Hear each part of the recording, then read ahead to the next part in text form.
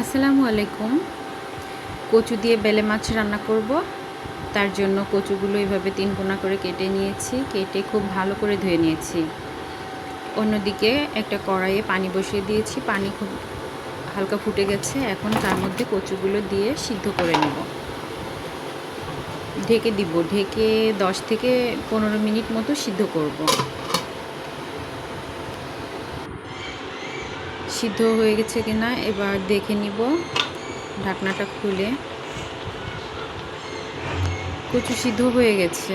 এবার নামিয়ে নিব একটা ছাঁকনিতে। ছাঁকনিতে ঢেলে পানি ঝরিয়ে নিব।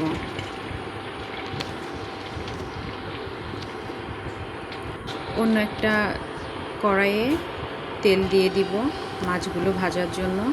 কড়াইটা গরম হতে থাকুক। এই যে হচ্ছে বাইলে মাছ। আমাদের এখানে এটাকে বাইলে মাছ বলে, কার ওখানে কি বলে জানি না, সব জায়গায় তো এক নাম হয় না। এই বাইলে মাছ দিয়ে কচুর ঝোল রান্না করব। কড়াই গরম হয়ে গেছে, এবার দিয়ে দিব তেল।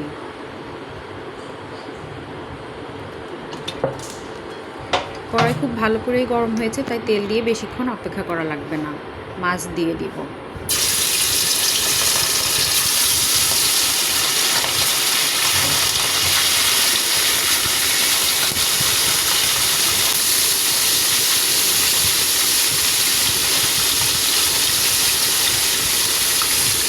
যতগুলো ধরে অতগুলো দিয়ে দিব।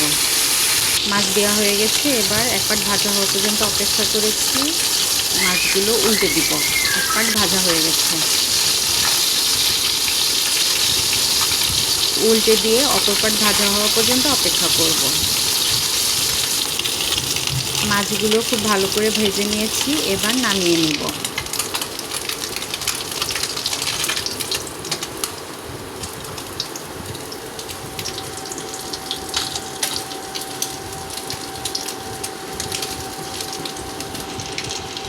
মাছ সবগুলো নামিয়ে নিয়ে এবার বাকি যে মাছগুলো ভাজতে বাকি আছে সেগুলোও ভেজে নিব।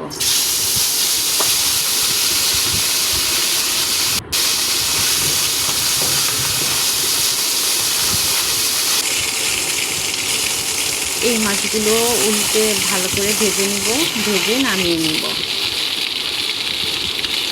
মাছগুলো ভাজা হয়ে গেছে, এবার নামিয়ে নিব।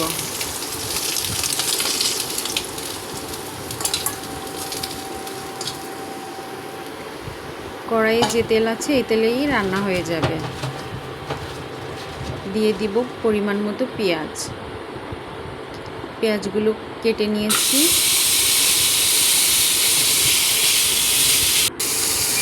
পেঁয়াজ দেওয়া হয়ে গেলে এখন দিয়ে দিব মশলা। মশলার জন্য এখানে আছে শুকনো মরিচ, জিরা আর কয়েক কোয়া রসুন। এবার দিয়ে দিব সামান্য একটু পানি মশলাটা কষানোর জন্য। এখন একটু তেল কম মনে হচ্ছে, কিন্তু পরে আবার যখন তরকারিটা সোমবারে দিব তখন তেল ঠিক হয়ে যাবে। দিয়ে দিলাম কয়েক টুকরো কাঁচামরিচ, সাথে দিলাম লবণ। এবার দিয়ে দিব একটু হলুদ। সব মশলা দেওয়া হয়ে গেলে খুব ভালো করে কষিয়ে নেব।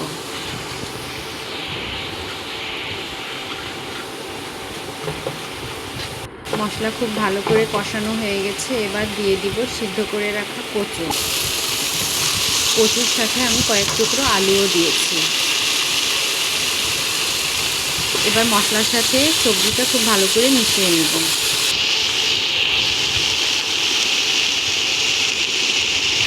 সবজিগুলো মশলার সাথে মিশিয়ে 5 মিনিট মতো কষা করেছি। এবার দিয়ে দিব পরিমাণ মতো পানি।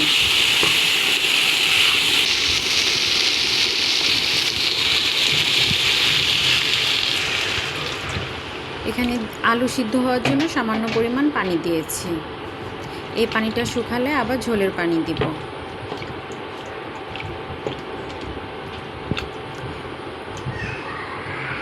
এবার ঢেকে দিব সিদ্ধ হওয়ার জন্য।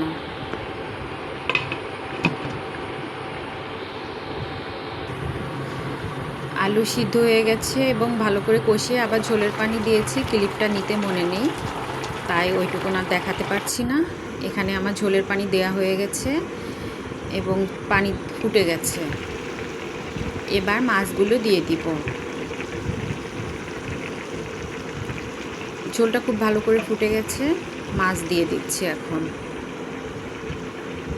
মাছ দিয়ে আর বেশিক্ষণ জাল করব না, মিনিট 5 জাল করেই নামিয়ে নিব। নামিয়ে তরকারিটাকে বাগার দিব।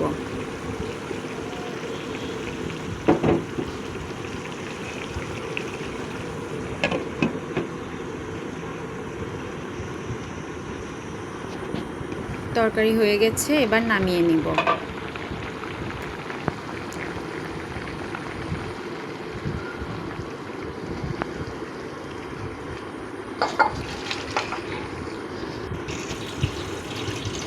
তরকারি গামলায় নামিয়ে নিয়েছি, কড়াই দিয়ে দিয়েছি চুলায়, কড়াই গরম হয়ে গেছে। এবার দিয়ে দিলাম একটু তেল।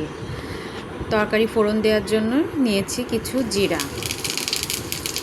জিরাগুলো মোটামুটি ভাজা হয়ে গেলে সুন্দর একটা ঘ্রাণ বের হবে, তখন তরকারিটা ফোড়ন দিয়ে নিব।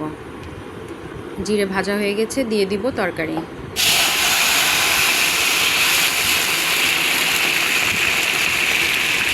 এবার আর 2 থেকে 3 মিনিট জাল করব। জাল করলেই হয়ে যাবে তরকারি রান্না। সবার রান্না এক হয় না, সবাই একইভাবে রান্না করে না। আমি এভাবেও রান্না করি, আবার অন্যভাবেও রান্না করি, যখন যেভাবে খেতে ইচ্ছা করে। আজকে মশলা কম দিয়ে রান্না করেছি, তাই এভাবে রান্না করলাম। মশলা বেশি দিলে সেদিন আর ফোড়ন দিই না আলাদা করে।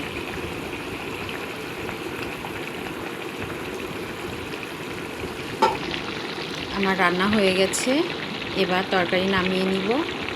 এতক্ষণ সাথে থাকার জন্য ধন্যবাদ। ভিডিওটি কেমন লাগলো কমেন্ট করে জানাবেন, বন্ধুদের সাথে শেয়ার করবেন, আর আমার চ্যানেলটিকে সাবস্ক্রাইব করে দিবেন। ভালো থাকবেন সবাই, দোয়া করবেন আমার জন্য, আর আমার চ্যানেলের সাথেই থাকবেন। আপনাদের সাপোর্ট আমার খুব প্রয়োজন।